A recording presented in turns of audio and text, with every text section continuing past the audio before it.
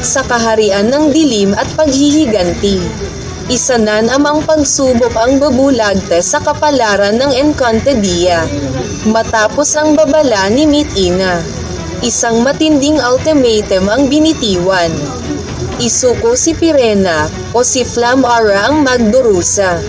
Sa kanyang trono ng lamig, pilit ni Mitina na pinatotohanan kay Adamo at Flam-Ara nasaan si Pirena.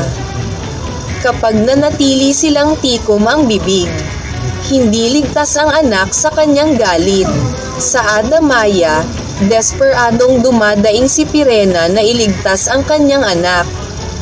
Ngunit pinipigilan siya ni Lolo Imo, hindi pa sapat ang kapangyarihan mo.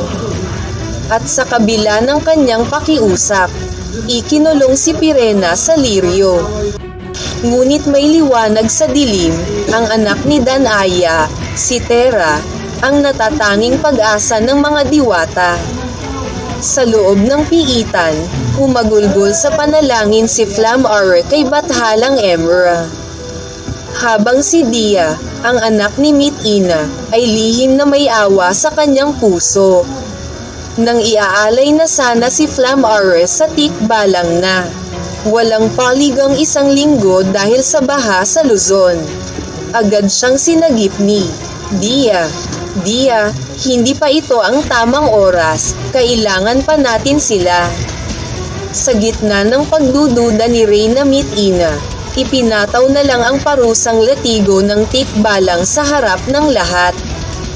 At si Pirena, muling ipinatapon sa mundo ng mga tao, galit, wasak, at sabi sa muling paghaharap, sino ang susunod na babagsak? Makakamit pa ba ni Pirena ang kapatawaran ng anak? At handa na nga ba si Terra sa kanyang tadhana? Ito ang Sangre, ang parusa kay Flam-Ara. Encantadia Chronicles Episode 31. Abangan, huwag magpahuli.